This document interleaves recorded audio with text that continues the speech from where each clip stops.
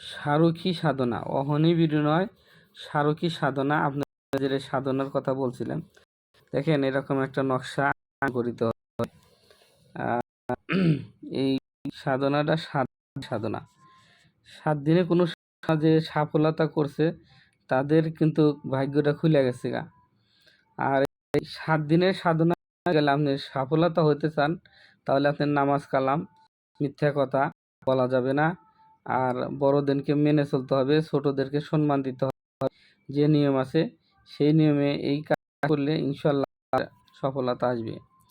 দেখেন এটা হচ্ছে গেলে সাধনা শুধুমাত্র মহিলা করতে পারবে, যাদের বিবাহ হয় না অথবা যাদের মানুষের চলে গেলে তারা এই সাধনা করে তাদের মনের মানুষকে ফিরিয়ে নিয়ে আসতে পারিবেন, অথবা যাদের বিয়ে হয় তাদেরকেও বিবাহের জন্য যোগ্য হাজির করতে পারিবেন।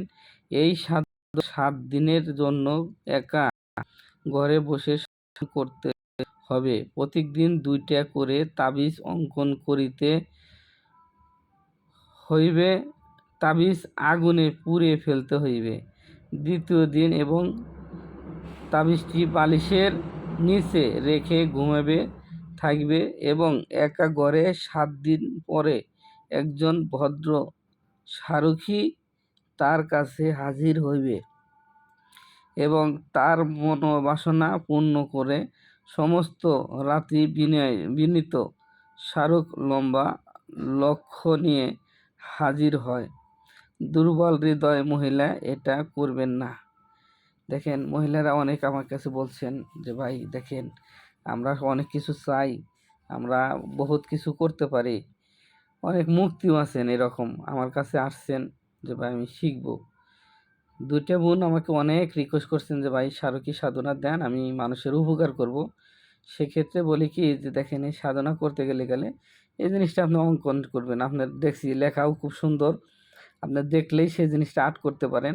এই তাবিজ আপনি অঙ্কন করবেন, 2 দিন তাবিজ অঙ্কন করবেন, প্রতিদিন একটা করে তাবিজ পরাইবেন, মাথার নিচে 2টা তাবিজ 2 দিনে রাখবেন। তার পরবর্তীতে এই সারুকি আসবে, আসার পরে আপনাকে যে কাজের জন্য যা যা করা লাগে সম্পূর্ণ জিনিস করে দিয়ে থেকে যাবে।